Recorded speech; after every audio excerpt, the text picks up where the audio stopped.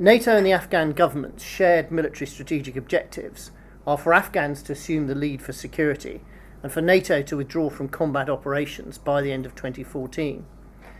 Now, the transition strategy doesn't require the insurgency to be eliminated, simply reduced to such a level that it no longer poses an existential threat to the Afghan state and can be contained by the state and its forces.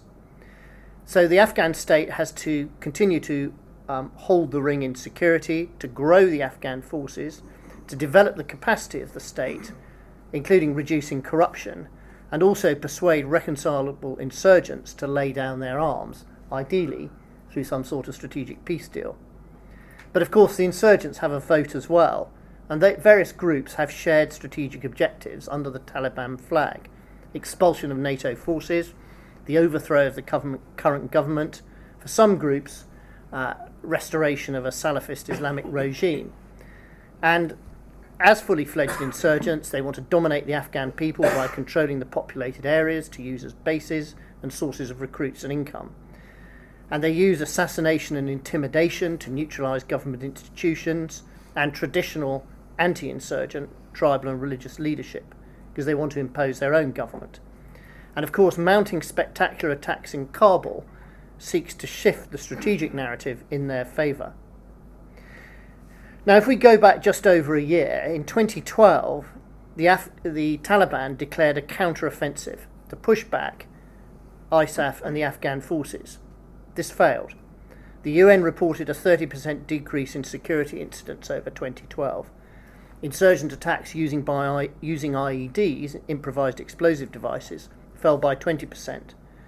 The majority of the insurgent attacks last year were on the edges of the territory under Afghan government control, some 80% of the attacks occurring in about 20% of the Afghan districts. As a direct result of the Afghan security forces taking the lead in many areas, Afghan army casualties doubled in 2012 to just over 1,000. And while 40% of the 300-odd NATO fatalities were from IEDs, over 80% of Afghan army fatalities were from IEDs, a stark demonstration of their lower levels of counter-IED capability. Kabul was the location of less than 1% of security incidents in the country in 2012, a trend that has continued so far. Concerted efforts by the insurgents to launch spectacular attacks in the capital were often successfully prevented by the Afghan forces' layered defences, and that certainly was the case between April and December last year. But of course, occasional spectacular suicide attacks on government buildings, Afghan security bases, and other totemic installations in Kabul and elsewhere this year demonstrates the insurgents' continuing ability to launch well-planned attacks. However, these attacks so far have invariably been quickly contained by the Afghan police and quickly counterattacked by the Afghan commandos, with reducing levels of NATO support, and actually causing relatively little disruption to the functioning of Kabul as a city. But they do erode the US and NATO strategic narratives. Now, what we also saw last year was NATO displaying ever-increasing confidence in the Afghan National Directorate of Security, the country's intelligence service, as well as the Army and Police Special Forces. And I spent an interesting morning last month with the commandos of the Afghan Army's Special Operations Division. I was actually pretty impressed by what I saw, and also by what I saw of the police special forces. Although the Afghan special forces don't seem to have taken over the full leadership of the intelligence-led attack of insurgents' networks that is executed now jointly by NATO and Afghan special forces, this still appears to make considerable use of US and NATO intelligence and air power. Of course, what we also saw over the last year or so is the additional troops that the US deployed for the surge in 2010 withdrawing, and that additional pulse of troops left by October last year, which leaves about 68,000 US troops alongside about 32,000 troops from other nations. The Afghan army is taking an increasing lead for security. For example, 21 of 26 Afghan brigades operate pretty independently of NATO, or with NATO support limited to advisors. In many areas there have now been significant reductions in NATO's footprint. For example, British bases in Helmand province reduced from 80 a year ago to 12 now, and the British announced this week that their current force of about 8,000 will drop to about 5,000 by the end of the year. But that milestone 13 announcement last June saw all Afghan provinces and districts move into security transition. It also saw real steps to move the military leadership of the campaign, for example, from the NATO Joint Command in its vast complex with its obligatory Star Wars-style command centre, to General Karimi, the indomitable Afghan Army Chief of Staff, who clearly relishes the challenge. ISAF is reducing its number of mentoring teams, reflecting greater confidence in the Afghan forces. For example, the NATO mentors to the Afghan Army Special Operations Division that I visited have reduced their routine contact time with the divisional staff from 8 hours a day to 1 or 2 hours a day, and they're reducing quite considerably in headcount as we speak. So the Afghan forces are now pretty much in the lead for counterinsurgency and policing operations in the great majority of the country. And this includes holding those areas that have been cleared of insurgents during the surge, and now providing the barrier, or the shield wall if you like, between those government-controlled areas and the areas that remain under Taliban control. It surprised no one that the Taliban announced another offensive this year. Although NATO has ceased to report statistics other than their own fatalities, the UN recently assessed that there has been a 10% increase in security incidents since the same quarter last year, that is over the spring. There's also been a 25% increase in civilian casualties in the same period, and that includes an 88% increase in assassinations of government officials and government supporters. But the UN figures are also very clear that only 4% of the attacks are now against NATO, ISAF, as opposed to Afghan targets. And that, in a sense, is a demonstration of the extent to which the Afghan forces are now in the lead. Of course, we've unsurprisingly seen some determined Taliban efforts to wrest back control of outlying areas by assembling large numbers of fighters, and by large numbers I mean several hundred, to attack outlying Afghan security forces posts, and some of those have been overrun. But so far, these attacks have been successfully counterattacked by the Afghan forces, usually operating with little or no NATO ground troops. But this has seen heavy fighting and correspondingly heavy Afghan security force casualties, for example around Sangin in Helmand, and the Taliban is also more active in western and northern areas. There are credible reports that Afghan security forces' deaths have at times reached 100 a week, and that up to 1,000 members of the Afghan forces were killed in the first half of the year. Now, this picture, which I took when I arrived, shows the staff setting up the flags for the weekly memorial service held in front of the NATO headquarters in Kabul at noon on a Sunday.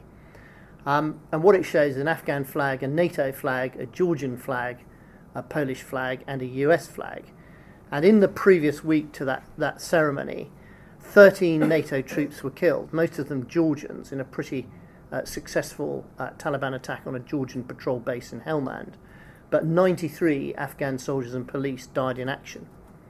And that's double the level of weekly fatalities suffered by the Afghan forces at the peak of last year's fighting season. And these losses continue to reflect in part a lower level of counter-IED capability and skill in the Afghan forces. Not a lack of morale or an inability to fight against the enemy, but they're certainly reflecting of weaknesses in counter-IED capability. Now, figures vary, but the Afghan security forces remain something about 5% short of its planned strength of 352,000. And this is principally due to attrition in the army, the border police and the civil order police exceeding the targets. The Afghans still rely on NATO for much artillery and airstrike support, for airborne intelligence gathering, and for help in getting their logistics and administrative systems working properly. As planned, NATO's training mission is concentrating on building logistic and support capabilities, including medical, counter-ID, fire support and intelligence. And of course this is to a certain extent hampered by the illiteracy and innumeracy of people joining the forces, even though now they're getting numeracy and literacy training as part of their basic training. And there is a shortage of skilled technicians and administrators, as well as some corruption, although both NATO data and the recent work by Transparency International suggests that the army is seen as one of the least corrupt institutions within Afghanistan. NATO's focusing capability development on the Afghan forces' logistics, artillery, and particularly on the counter-IED capability. And this is a photo of a little bomb disposal robot that's recently been issued to the Afghan commandos to help them with this. ISAF's also focusing effort on helping the key areas of the Ministries of Defence and Interior improve their ability to manage the Afghan forces. And ISAF's counter-corruption efforts, Task Force Shafafiyat, have been refocused from the whole Afghan public sector to just the Afghan forces. Of course, what we saw last year in the autumn was a surge of insider or green-on-blue attacks carried out by Afghan troops and police. The attacks were invariably claimed by the Taliban, but analysis by the Pentagon suggested that only 11% of these attacks were the result of Taliban infiltration, with the rest caused by grievances and friction. Now, what we also saw in the autumn was NATO and the Afghan forces announcing a series of initiatives aimed against improving security against Taliban infiltration, including vetting and counterintelligence efforts. Also, and we saw this for ourselves on our visit, NATO Guardian Angels, troops providing armed guards for trainers, mentors, or indeed people from think tanks on fact-finding trips. Now, the level of insider attacks has greatly reduced in 2013, but it probably won't cease until NATO boots are completely off the ground. I would commend to you the latest issue of the ISS journal Survival, as there's an excellent analysis of insider attacks by Austin Long, which takes a rather unusual approach from organisational and management theory, but is none the worse for it. And I think it's a pretty good piece of work. The other thing is there is a balance here, because NATO also needs credibility with the Afghan forces. Because if the Afghan forces came to believe that the US and NATO were not prepared to provide them with in extremis support, that in itself would reduce their standing and, in my judgment, increase the probability of insider attacks. So where are we? Halfway through the 2013 fighting season. My judgment is the Afghan forces are holding the ring against the insurgents, and doing so with far less NATO support than in previous years, but obviously with increased casualties. If they can continue to do this in the rest of the year, they will continue to grow in confidence. An important known unknown of the Endgame is the extent to which the Taliban's narrative that they're fighting to expel infidels from Afghan soil will retain its credibility as US and NATO troops increasingly withdraw from combat operations and tactical mentoring. I also assess that NATO's efforts to continue to build supporting and technical capability will make a difference over the next year or so. But ISAF's commander, General Joseph Dunford, assesses that NATO is lagging some years behind in developing the police, and complementary improvements to the whole machinery of justice, including courts, lawyers and prisons, lags further behind. And actually recent data suggests that the one thing about the Taliban that's appreciated in rural areas is their courts and their approach to speedy and fairly rough and ready justice. So I do question whether there will be sufficient improvement in Afghan governance and sufficient reduction in corruption to neutralise many of the root causes of the insurgency. And I'd like to quote here from a UN report. Little has changed in the underlying dynamics to mitigate a deep-seated cycle of conflict. Furthermore, a diminished international presence will have a significant financial impact in many areas that may exacerbate predatory behaviour, with a reduced flow of money encouraging criminality.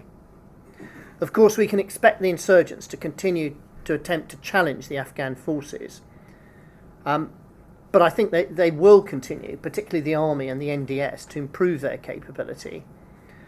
My assessment is that between now and 2015, the Afghan Army will have the ability to continue to hold those areas cleared and held during the surge, a situation much like today, a security patchwork, with insurgent activity suppressed in many places, principally the main cities and the key populated areas that were cleared during the surge. But elsewhere, for example, the border areas of eastern Afghanistan, the insurgency will have a residual presence. I also assess that it's unlikely that the Afghan forces of themselves will rapidly split apart from 2015 onwards, unless centrifugal forces in the country are such that the country would come apart anyway. But one of the things that really struck me in Kabul last month was that despite considerable efforts to promote security cooperation across the Durand Line, there is considerable friction between Kabul and Islamabad, not least over cross-border shelling, checkpoint locations, and reported Pakistani official support to the Taliban. There have been armed clashes with resulting casualties. And President Karzai appears to have been stoking anti-Pakistan feeling at every opportunity. Many Afghans buy into that narrative. And many old hands in Kabul, whose judgments I value, both Afghans and members of the international community, assess that anti-Pakistan feeling was at an all-time high. Now, I worry about this, not only because it's a potential irritant to any peace process and a source of military friction, but also blaming the insurgency on Islamabad in general and the ISI in particular provides an excuse for Afghan officials and politicians to ignore the many real roots of the insurgency that they have in Afghan soil, an excuse actually not to put efforts in to tackle them. And it surprised me how many senior Afghan security officials I spoke to bought into the narrative. But of course, the key factor that's going to shape the military dimension is the political transition resulting from the 2014 elections. Now, amongst ISAF and international people I spoke to, there was a very strong feeling that the election had to be seen as a significant improvement over 2009. An election that was botched or seen to be stolen would damage the international community's confidence and willingness to commit money and military resources after the election. But not all were confident that enough Afghan politicians understood this. Most were confident that Karzai would stand down, although a significant minority acknowledged a number of current conspiracy theories, many of which are in an excellent article in today's Wall Street Journal, but not all. Conspiracy theories have been captured by that article, that Karzai might seek to engineer a third term or a state of emergency. But we can talk about that afterwards if you want. Election planning and preparations are underway, but the rules of the game and the levelling of the playing field have yet to be agreed, and there are delays, worrying delays, to the passage of the necessary election laws. Afghan democracy activists see potential opportunities for ballot stuffing, particularly in less secure districts. And as important is the lack of declared credible candidates, that candidates must declare themselves in the autumn.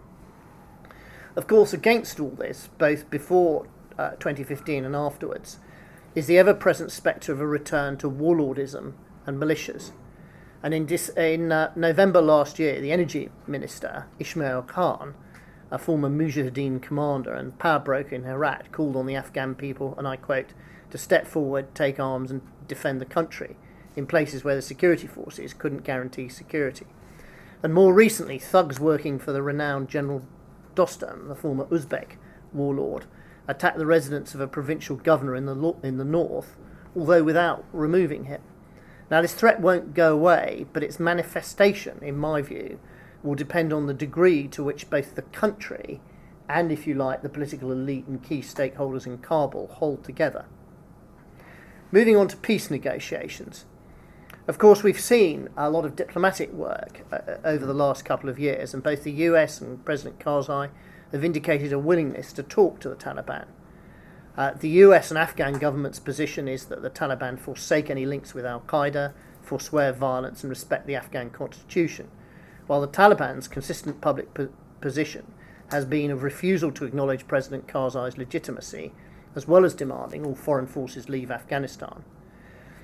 We saw extensive private diplomacy to enable the Taliban to open an office in Qatar, which would provide a point of contact for negotiations. President Karzai and the Afghan High Peace Council had accepted this. Indeed, at last month's press conference, Karzai stated that members of the Taliban who were Afghan citizens would be welcome to vote in next year's election. And certainly, most Afghans I spoke to felt that he was sincere about that. Both Karzai and the Afghan High Peace Council, though, insist that any substantial peace talks had to take place in Afghanistan. And discreet diplomatic choreography had reassured the Afghans that the office in Qatar would be an office, not an embassy. So, when the office was opened, with the raising of the Taliban's flag and a proclamation that it was an embassy of the Islamic Emirate, the Afghan media and all the Afghan citizens I met quickly stepped behind President Karzai's voluble protests. Now, why did they do this? I think this was driven by a sense that the reassurances that the US had offered the Afghan government had been valueless, and they sensed a conspiracy rather than a cock-up. And they were also apprehensive that the next step by the Taliban would be to grab some Afghan territory, which, if they then couldn't be evicted by the Afghan forces, would see the raising of the Taliban flag and that piece of territory used as a bargaining chip.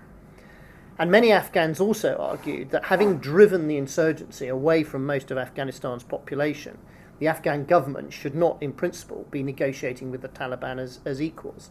And they were sentiments that came over to me very strongly. And in the short term, I find it difficult to see common ground between Karzai and the people who are negotiating for the insurgents. And also in Kabul, I got a feeling, and this may be uncomfortable to some US or NATO officials here, that US and NATO countries in treaties to the Afghan government are coming close to being seen by many Afghans as shrill hectoring born of political desperation to a clean end for the war. And of course, anti-Pakistan sentiment doesn't help with this either. But the glass is not necessarily half empty, because after the 2014 elections, the political dynamic may change and the prospects for peace may improve. A new president may be able to open a dialogue. There will have been a significant reduction in US and NATO combat troops, potentially eroding a large part of the Taliban's legitimacy, or certainly their narrative that they're fighting to kick infidel boots off Afghan soil. And if the Afghan forces continue to hold against the insurgents, those factors together may create new opportunities for negotiation. So, assuming there's no grand reconciliation or peace deal, what are the factors and the plans that affect Afghan security from 2015 and beyond? Well, what we saw last year was agreement that the Afghans would assume the lead for special operations and would take over the US prison and detainees at Bagram. And a US-Afghan strategic partnership was successfully signed, and the US designated Afghanistan as a major non-NATO ally. And of course, we've also seen a choreographed series of international pledges of military development and financial assistance after 2015.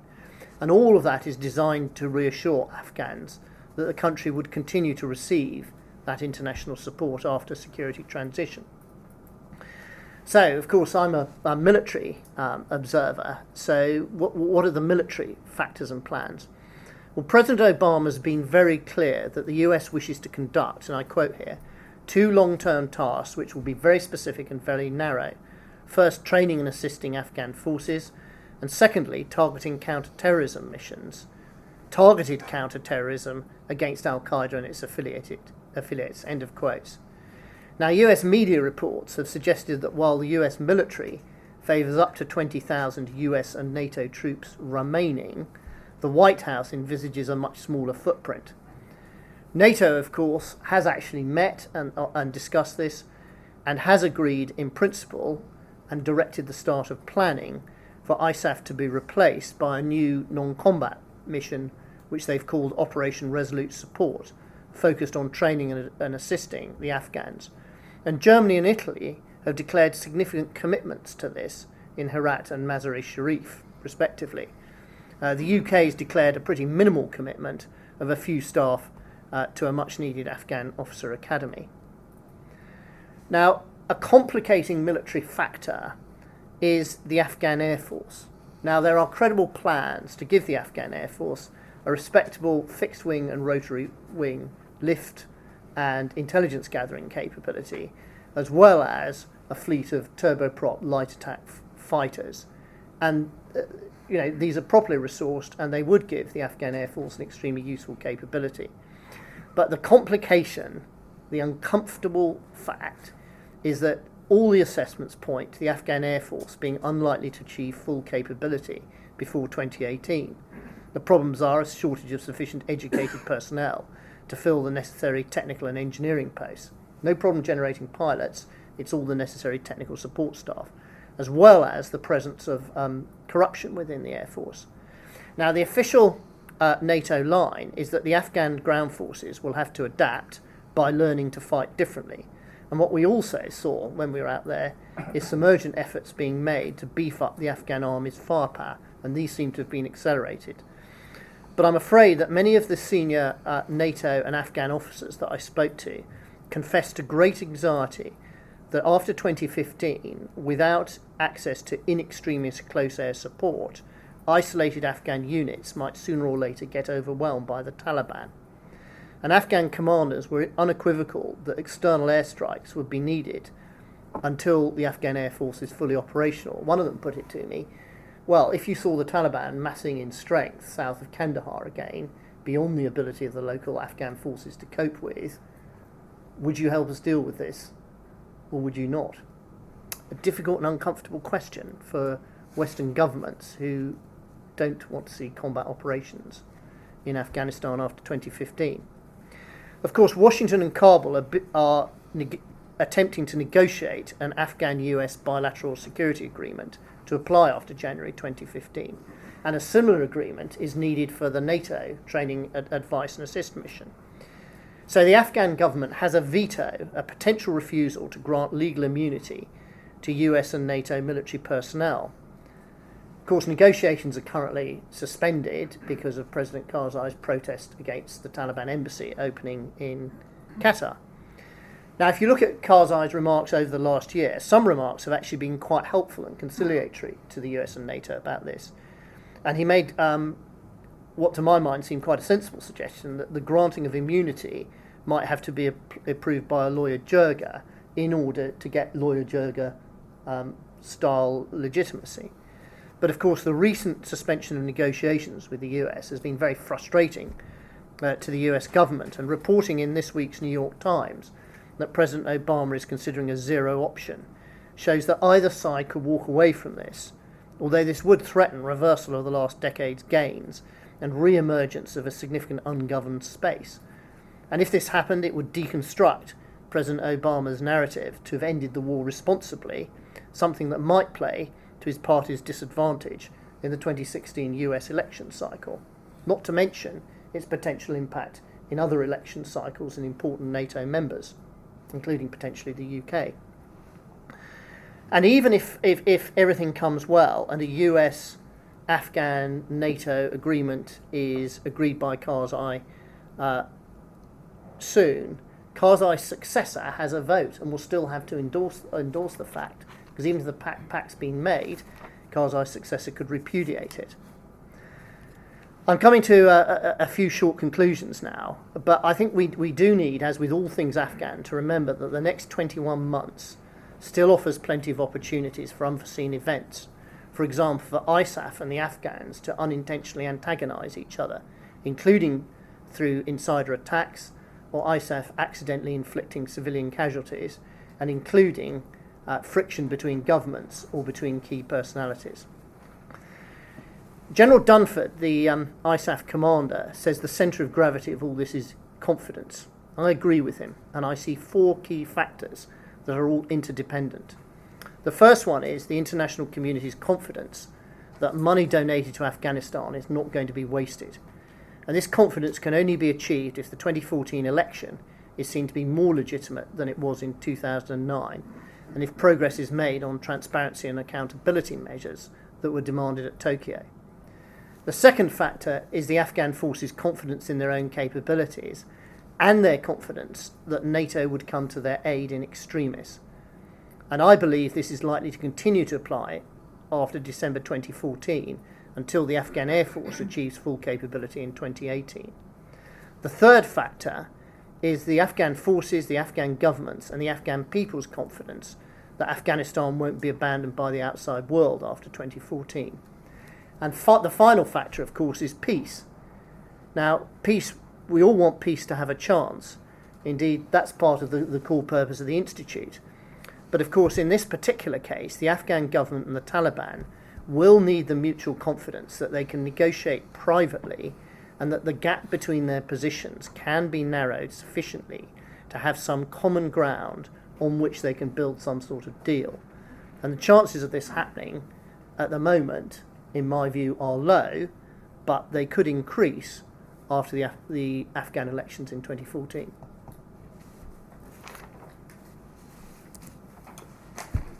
Thank you, Ben. In the time-honoured fashion, before you ask your question, if you just identify who you are and where you're from. We'll take the first one over there in the back. Ben Kite from British Army, and thank you, Frida, for your very expansive sort of analysis of what's going on in Afghanistan. There's just one question I have, which was perhaps building on your idea about a change in the Taliban's or a weakening of the Taliban's narrative in terms of now up against the Afghan army as opposed to NATO forces, and therefore the narrative about attacking the infidel being weakened.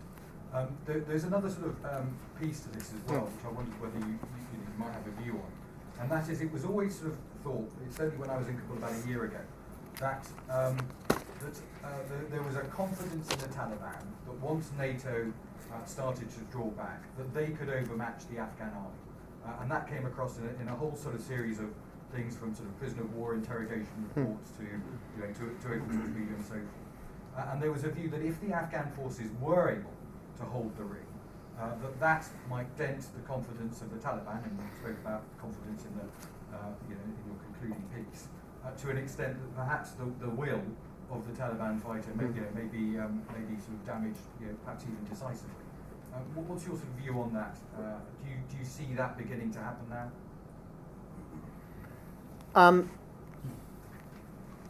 Ben, I'm sure that is a factor.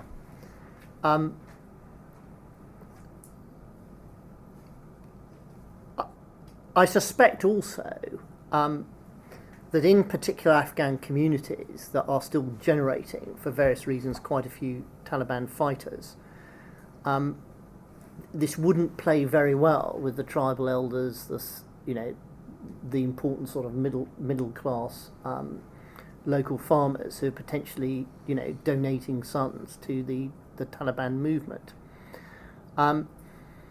I didn't mention it in the talk, but I'd strongly commend to everybody here an article that's just been published in the latest issue of International Affairs by Professor Farrell, which is based on extensive interviews with mid-level Taliban commanders in Helmand, that actually shows how large numbers of Taliban casualties in particular areas, which have not been matched by military gains at the tactical level, have convincingly depressed support for and recruiting of the Taliban. So I think that's definitely that's definitely a factor. Of course, the other thing is that ISAF itself now has less understanding in terms of the counterinsurgency and the policing because of the significant withdrawal of mentors. And the Afghan police and the Afghan army are very different from the US and NATO armies, and aren't generating industrial quantities of statistics in the way that the US forces habitually do. So there is a question about their resilience. What I saw with the Commando Kandaks of the Afghan Special Operations Division is something that in many respects had the hallmark of what I would call a good British infantry battalion, and had developed some quite useful capabilities. For example, they're capable of organising themselves to go off and do battalion-level air assaults in the mountains. And they're capable of running a perfectly good visit for, NATO VIPs, if you see what I mean, both without any mentoring at all now. But what I saw at the sort of tactical level, having spent several hours with an Afghan commando Kandak, was something that in many respects had the ethos, the fighting power of a good British, US, French infantry battalion. But I think the one thing I did detect was a worry about this very much higher level of attrition, particularly because culturally, although the Afghan army is very disposed to fighting, it's not disposed to perhaps being as thorough and process orientated as a Western army. But actually, if you want to minimise your casualties from IADs, there's no shortage for drills, for process, and using some of the expensive and cumbersome kit. There were some NATO people who said, well, actually this level of casualties will require 50,000 more people to join the Afghan army every year. But given that 400,000 people reach their 18th birthday in Afghanistan every year, and given the very decent wage by Afghan standards that's paid to the Afghan army, that problem can be managed. What I think this does do, though, is it reinforces the need for NATO over the next year and a half to allow the Afghans to step to the front, but to make sure that they don't suffer a reverse that's going to knock their confidence. The recent fighting in Helmand, where initially 22 Afghan checkpoints were taken over by several hundred Taliban, but then there was an Afghan army counterattack. I mean, that saw the deployment of 2 US Marine Corps tanks, which apparently made quite a difference, and quite a bit of aerial firepower as well. And this is going to be one of the very hard judgment calls that will be made from NATO brigade commanders, such as the British commander in Helmand, the regional commanders, and also the NATO headquarters in Kabul. There's going to be some very difficult judgment calls, I think, to be made, and also judgment calls that will have to be made with NATO having less understanding than they had before. There's a question on the side row. Vinod Kumar, member of the Institute. Brigadier Barry, you said that there's a continuing tension between Islamabad and Kabul, to the point that you're saying that the Afghans in general, and President Karzai in particular, is making Pakistan a kind of a scapegoat. Now, and they're ignoring the real roots of the insurgency. Would you expand on what these real roots are, and what's been the role of the ISI in protecting Taliban insurgents in general and Haqqani network in particular? Thank you. Yeah. That's a really simple question.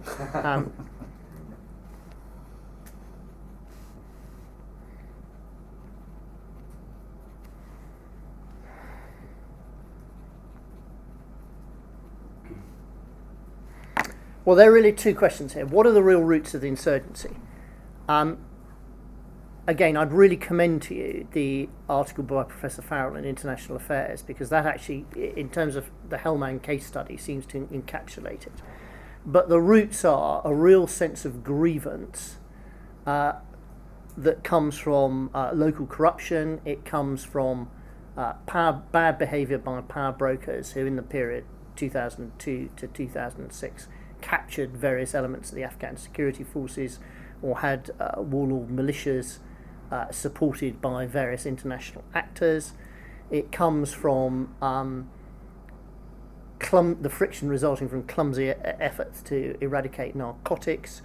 It also comes from NATO forces having, for very good reasons, made the mistake of aligning with one faction or tribe against another, being manipulated. It also comes from, until NATO achieved adequate force structures, what NATO officers called mowing the lawn, clear sort of search and destroy operations, which did achieve in searching and destroying, but then withdrew, so not actually holding the ground. and also reinforced by really some what you might call classic insurgency building tactics narrative by the Taliban as it did its great regain from 2002 onwards, and all that against a narrative that infidel boots on the ground is an outrage to Islam, and if you're a young man you should jolly well go and do something about it. And I must admit, if I'd been growing in a sort of, you know, marginal economic community on the fringes of, say, somewhere like Nariz Siraj, you know, I'd be thinking about sending my sons to the Taliban. I mean, all of this is classic drivers of insurgency stuff. Pakistan's role, well, I think what I commend you to actually is an excellent piece on the BBC website written towards the end of last month by Ahmad Rashid, the Pakistani commentator and expert on both Pakistan and the Taliban, who basically says that the Pakistani government and security machinery has had the mother of all wake-up calls and realises that a Taliban victory in Afghanistan would reinforce the Pakistani Taliban and act as a major destabilising factor for the country. The impression I got from my time in Kabul is that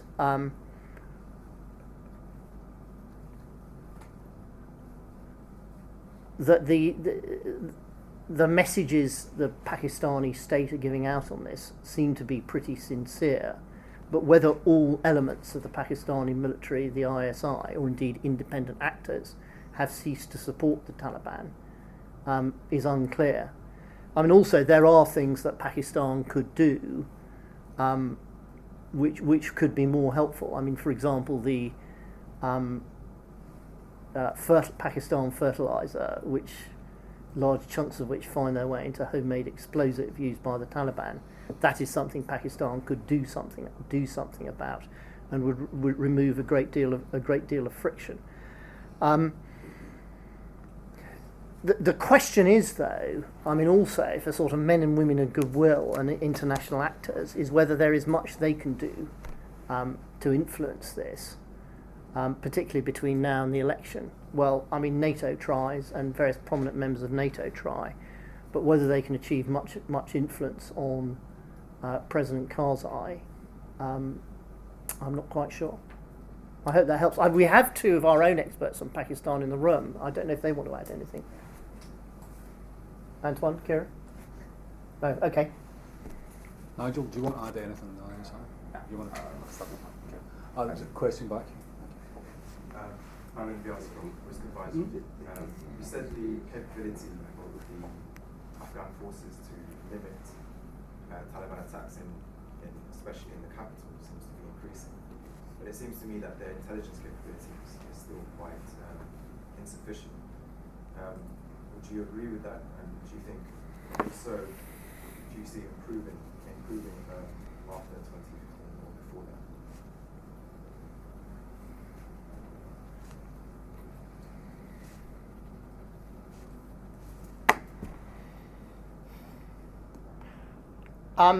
The way it's described, and you can find this in open sources, is that the important cities, Kandahar, Kabul, Herat, Mazar-i-Sharif, have layered defence.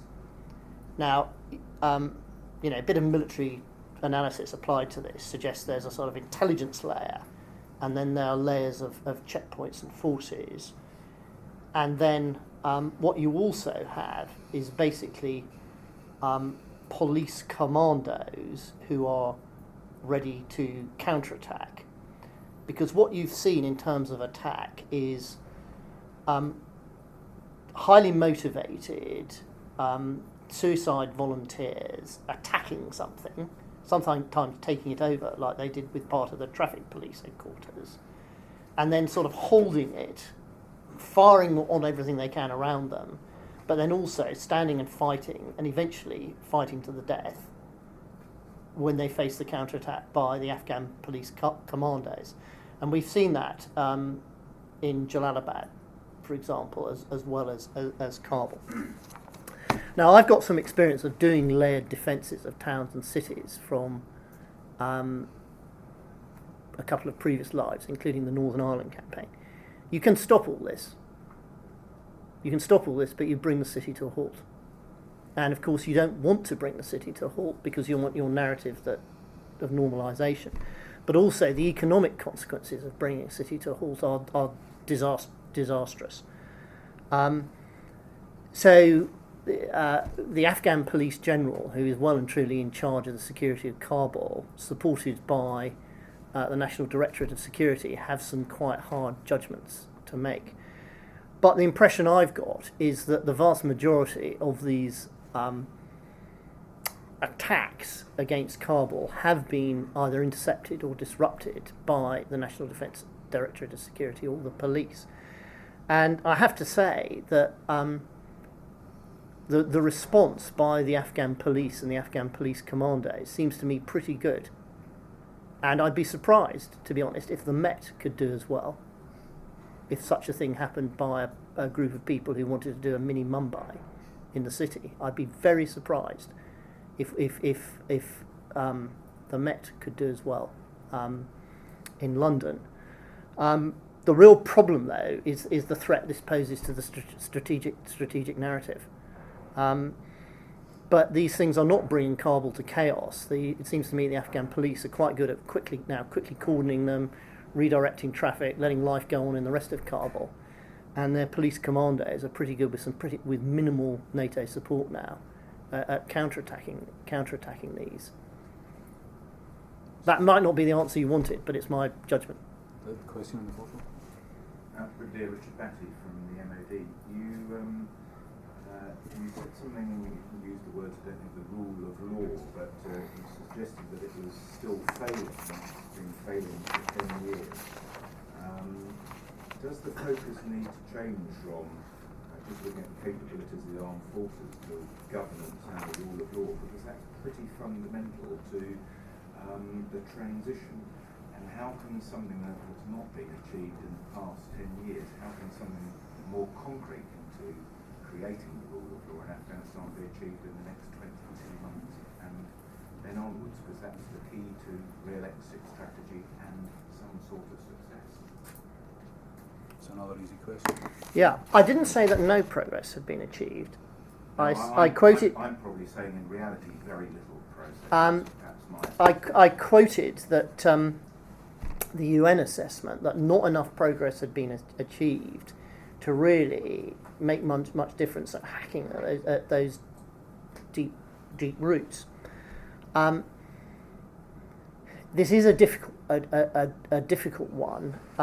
There is no doubt that quite a bit of effort has been made. Indeed, about 2 years ago, and you can find it on the ISS website, we had a party of British people here from the Army, from the Foreign Office, from the Metropolitan Police, and also from the EU Police Mission to explain the UK's role in trying to help build the Afghan security pillar. And that's still archived on the Institute's website if you're interested in the detail. One of the really, really big lessons of Afghanistan as a whole is you don't go around tackling police development in the way that you did, which was to the Germans initially in charge of it took a very different approach to what most people thought was needed. It was very, very slow, and the US then, through frustration, started throwing resources at it. Then what happened was the police being built as a paramilitary police, and insufficient attention put in early enough to things like the courts, the prisons, the whole machinery of justice, judiciary, and lawyers. I think there's also going to be. I think there has been progress made. There has been progress made in prisons. Recently one of the things we saw was an Afghan government commission visit all the prisons, including the prisons held by the National Directorate of Security, and find 300 people that were being held illegally, and they've been released. And I think there are also some very sincere, Afghans in their own system, and also this is something that the independent media and Afghan civil society, particularly in the sort of urban educated elite, are onto. But I think I think there will be some more progress made. I mean, there will be progress made in improving the Ministry of Interior. But there are some uncomfortable limitations here. The first one is that whilst the army is nationally recruited, the police are locally recruited. So the police who serve in Helmand, by and large, come from Helmand. So that will make them vulnerable to pressure on corruption and intimidation and slipping back to old ways. The second thing is the police still have an inheritance of quite a lot of training the Russians did during the 80s, and there's a bit of a clash between some of that and the sort of Western approach, but not that the Russian training isn't fit for purpose. But the other thing I think we're going to see happening from 2015 onwards is, with the Afghan hands very much on the steering wheel, they will do all sorts of things in Afghan ways, not necessarily Western ways. And part of the calibration, the judgment that's got to be made by the international community is the extent to which the Afghans doing things in Afghan ways, some of which may be quite uncomfortable for all sorts of political and moral and ethical reasons, the extent to which them doing it shouldn't be flagged up on some spreadsheet as a red thing, but the extent to which, red star, but the extent to which it should be accepted as part of that, Afghanistan becoming a nation. When you talk to the development professionals, and indeed we did, we had a very productive session indeed with the head of the UK Department for International Development in Kabul, and also spoke to a number of Afghans about this. From 2015 and beyond, Afghanistan becomes another very poor country with problems of governance and security, and the development needs to shift to reinforce that. But my suspicion is that the international community's ability to influence the Afghan police, and particularly the Afghan machinery of justice after 2015, is going to be pretty limited, and we might as well learn to live with that.